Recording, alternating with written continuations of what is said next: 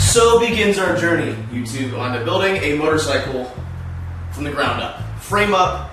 The purpose of this series is to show the tooling, the costs, the materials, and everything that goes into making a motorcycle from the frame up. You build the frame, and I'm starting from step one. And I'm talking about starting from absolute step one.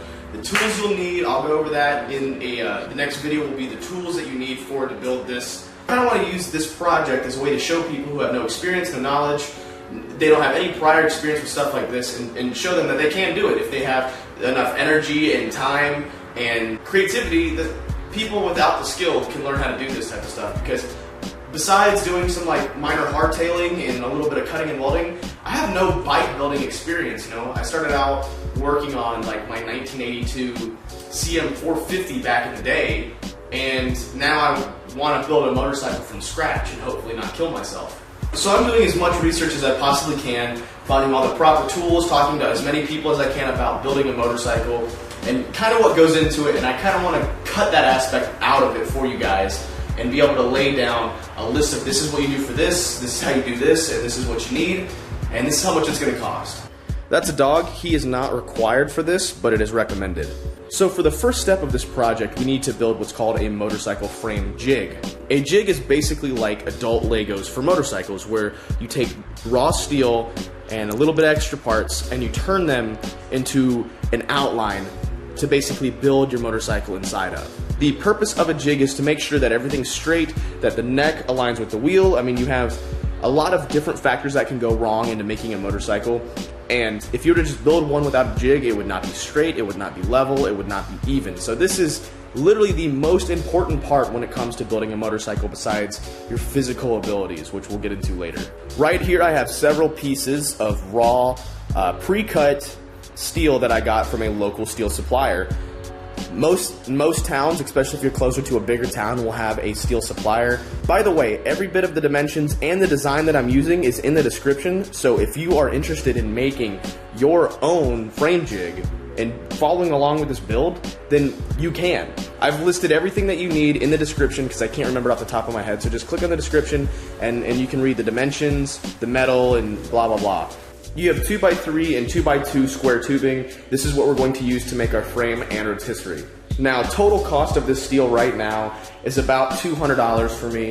It should have costed a lot less because I actually ordered 2 of 72 inch and they showed up with 2 of 7 inch. So I had to have them recut and send out another set. And also because I don't have a truck, I had to have them deliver it, which is an extra $40 per visit. So if realistically, you should probably be anywhere between $120 to $180 depending on where you buy your steel.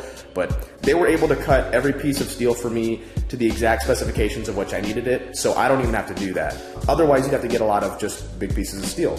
But trust me, it's way easier to do this, and it's a lot less time consuming for just a little bit more. It's totally worth it. There's a lot of different frame jig kits out there that you can buy. I decided to go with this company called ChopSource. Customer service so far has been excellent. We talked over the phone. They showed me exactly what I needed. Talked to them about getting just a regular jig. They sent me out the Rotisserie Kit and a couple other goodies. So we're going to open this now and see what we need. When I say rotisserie, I say rotisserie. If you've ever been to, let's say, the grocery store and seen the chicken spinning on a rotisserie, very similar concept. This allows you to do welds on the top breech of like the neck and stuff like that. Basically, the whole frame jig is going to rotate and allow you to get in different areas. Otherwise, you'd have to kind of like, it'd be really hard. It'd be a lot harder to weld in certain areas, and this should make my life a lot easier. So I went with the rotisserie. Angle finder, that's cool. Heavy stud and bolts. This is going to be big. Axle kit. This appears to be some more spacers and washers. A lot of different nuts or bolts. This appears to be the rotisserie kit. Basically, this bolts on to your frame jig and allows it to rotate, like I said before, heavy cut steel spacers. The regular kit costs about 200 something bucks, and then the rotisserie is like an extra $250, $300, which is actually pretty reasonable compared to the other prices. This is an important part too. This is your neck cones. They go like this and allow you to basically put your neck in a vise, quote unquote, and that's where you build your rake. Oh no, wait, this is for the actual neck. This is all this stuff is very heavy, by the way. It's not going to be light. The frame jig I'm estimating is going to be somewhere around 250 pounds. This is the axle piece. This is where your axle sticks through. You have a lot of parts to go through here. Alright, well now that we've got all the parts kind of pulled out, we can start going off of the plans. Also, links for all this stuff is in the description. Alright, you'll have to pardon the mess. I have the Harley all scattered out on the table here. But I've gone to Chop Source's website and they actually have the whole plans for the jig. This is kind of like what we're hoping to accomplish. They have all the dimensions here cut out for you. But this is what we're trying to build. This is your rotisserie. This whole part right here spins on its own little axle and it rotates to where you can, let's say if you need to weld the neck, you can just kind of tilt the whole thing down and weld on the neck. I talk with my hands sometimes. You know, they have steps, cut tube to length. This is all the links. That's already complete, so we'll move on to the next part. And here's everything you need. Here's the dimensions. Again, this stuff's all listed in the description. Step 2, we're gonna assemble the jig uprights to the main rails. So we need 2 base clamps, 2 main rails, the upright for the neck fixture, and the upright for the axle plate. So for the rotisserie, we have the really, really long ones. I believe these are 80-something inches, and these are 72 inches, I believe. So we're just gonna kind of set everything the way it needs to be. I am gonna wear gloves because the metal itself puts off a lot of nasty stuff, and I just would prefer to keep my hands a little bit cleaner while assembling the jig. If in the future I want to do this some more, I will paint the actual jig itself.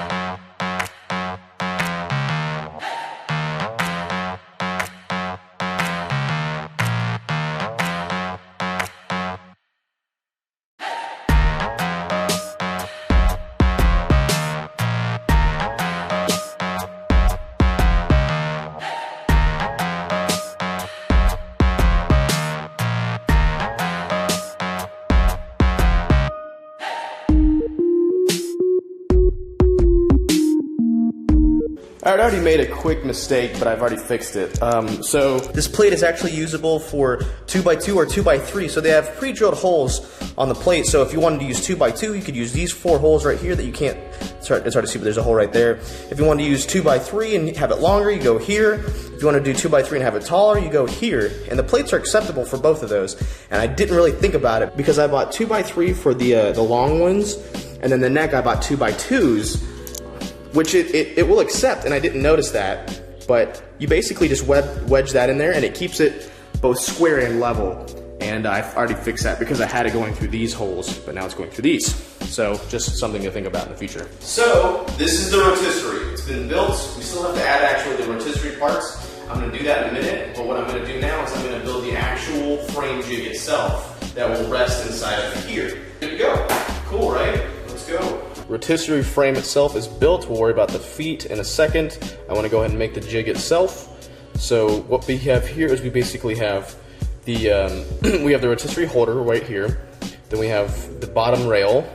We have the neck rail, and we have the mid-frame engine mounts. And then we have the axle holder. This is where your axle goes, and that's where you basically just build the bike in between. This is obviously a pre-made frame that someone was going to chop up and do like a hardtail or something like that. But so now we need to make the actual frame jig itself. We just got done building the rotisserie.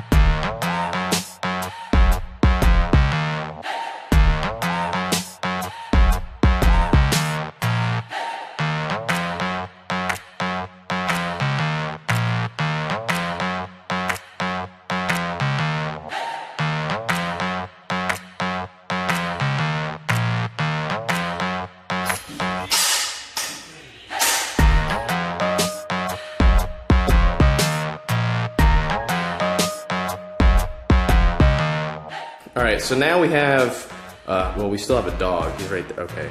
We have the actual frame jig itself. This is the jig. And we have the rotisserie. So now we got to mount this to that.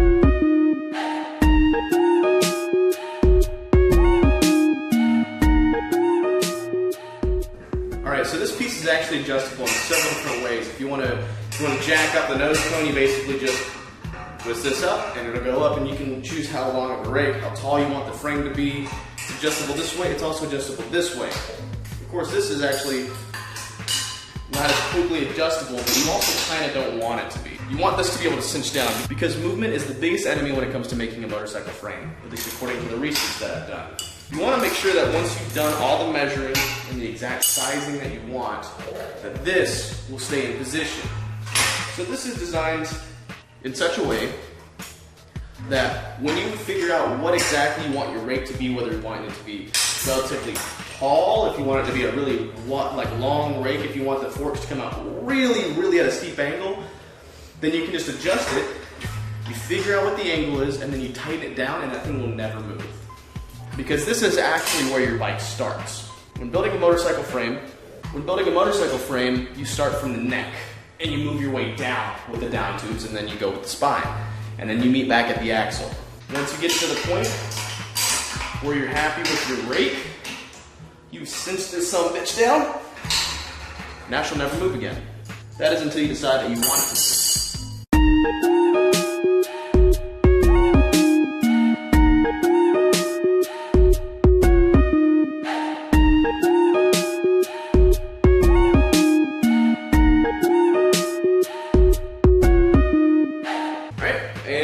There's your axle plate installed.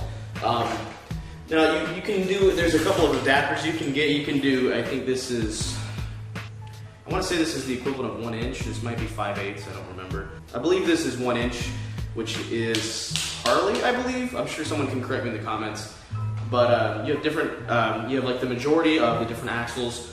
I went ahead and went with the medium one down here. I believe is best for Hondas and other Japanese bikes, which is going to be what I'm going to be kind of building off of. I'm going to be building off of like Rebels and Magnas and stuff like that. So I want to make sure, but there's different axle sizes you can use, and then you would just put your axle plate here and here, and then that's when you would build the rest of the bike.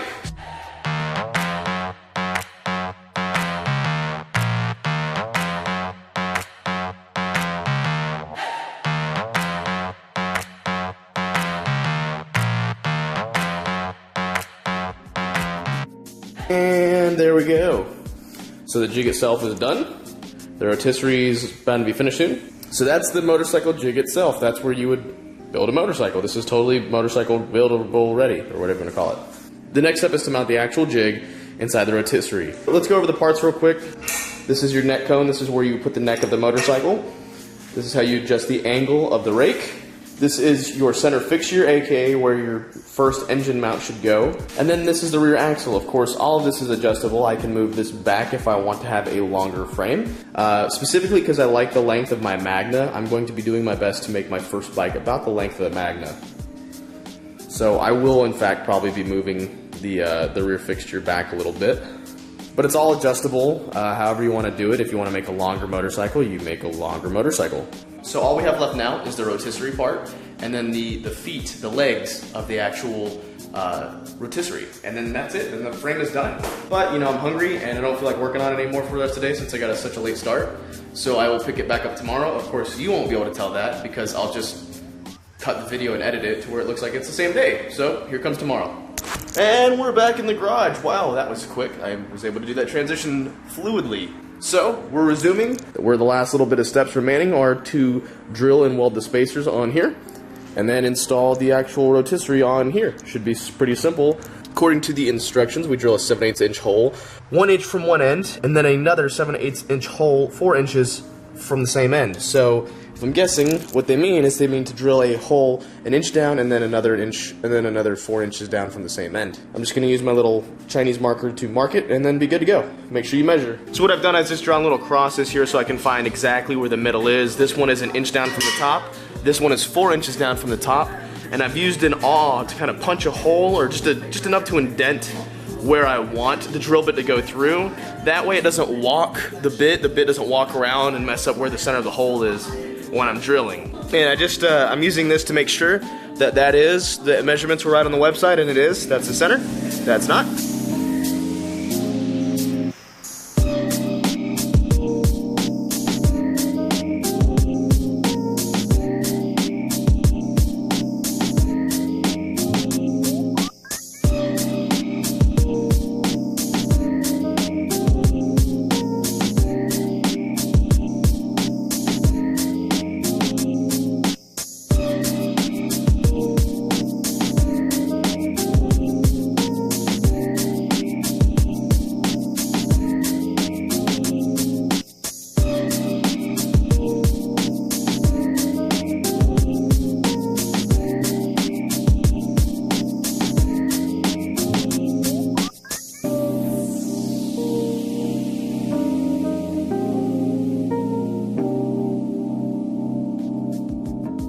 Alright, so now that we got the spacers in, which I originally thought were the axle pieces, but I guess they are the spacers, we need to install the actual rotisserie on the frame jig itself, and then somehow by myself I will put the frame jig in here.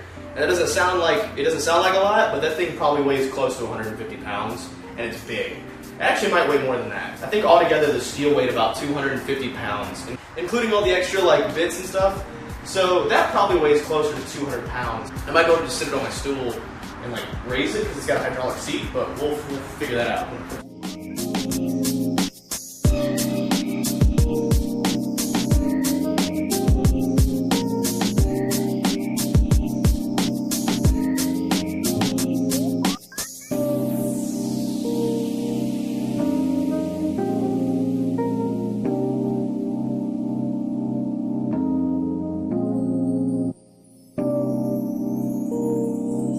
I'm gonna go ahead and make the feet for this first before I put that on there, just so it's a little bit more stable and I have to do that later.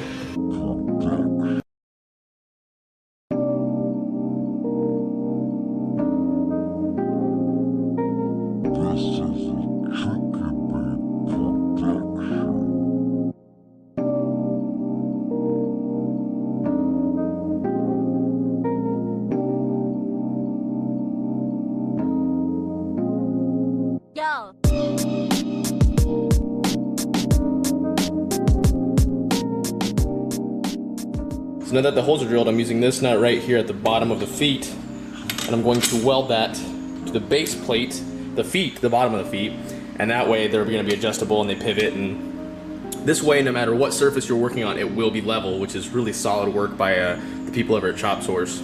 I should probably move this off, I'm going to be welding. I know I've already covered this in previous videos, but I want to make sure that everyone knows just how to do this if it's your first time. Before turning on your welder, if you're using gas, which I highly recommend, you want to make sure this is nice and loosey-goosey. You want to be able to spin it, no tightness. Open it up all the way. A lot of people say to open it up halfway, quarter way. I usually go all the way. They say if like in case there's an emergency, you want to be able to close it really quick. I feel like in case of emergency, I'm going to dip the fuck out. So now I'm going to tighten it till it reaches to about 30 on the red numbers, about a little over 30. It's a gauge meter. It shows you how thick the steel is that you're going to be welding on and cutting, which is important to know for your settings. Most welders come with a little chart that tell you exactly what power and what wire speed to run. You should always know what you're cutting on, but in case you forget, you know, not everyone's going to remember. You know, it says right here, so if I just put up there to the 1/8, it shows me that it's 1/8. And yeah, so I just set my settings for that.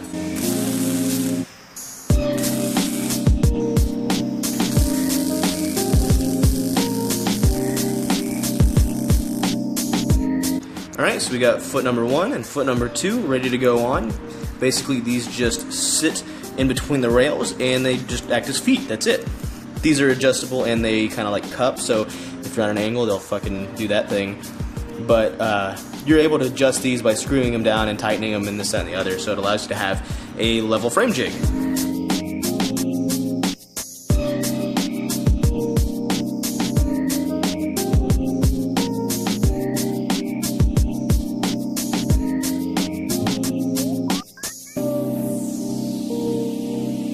Still have to take a level to it and level the bitch out, but I mean, on the floor she's level anyway. There's no wiggly wobble to it. Okay, so they want me to weld these in place, and I'm going to. I just want to make sure that that lines up and get everything balanced here first before I'm like full balls to the wall commit. You know, I guess like there's a reason behind it. I guess I have no idea why, but I'm gonna do that. So this thing is said to be rated for 350 pounds or some odd, so we'll find out.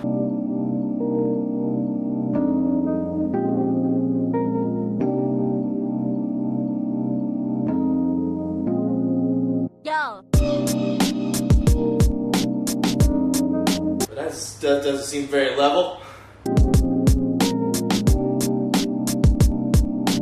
Come on, work with me here.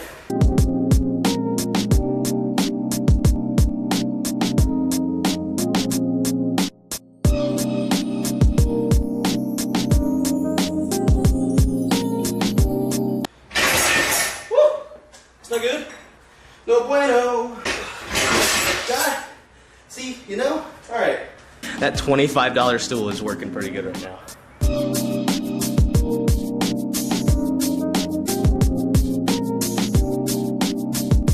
There it is, motherfuckers. We built a frame jig. This is what I'm going to use to build a motorcycle on. Like it may not look like much on the camera, but I am so incredibly proud of this. I don't think I'm going to weld the spacers in place. This thing is incredibly stable, and once I cinch it down, it's not going to go anywhere.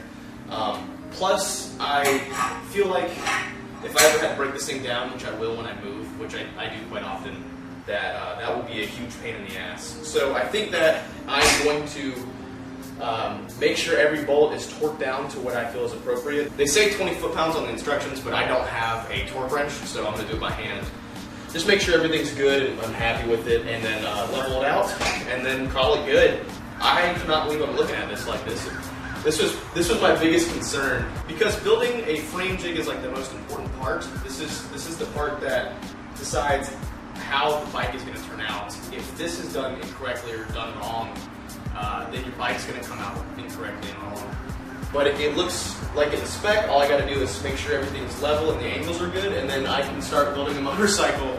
Like, this is it. I still have to get a couple more tools. I have to get a tube bender and a tube notcher. And I think that's it. I think that's the only two tools that I have left. So the next episode is going to break down every tool that you need to build the motorcycle, every tool that I'm going to use, my welding setup. I mean, I'm going to go through everything and kind of show you what I'm using and how much it's going to cost for you to get started. And it's not going nowhere. I'm 200 pounds of holy shit, you know.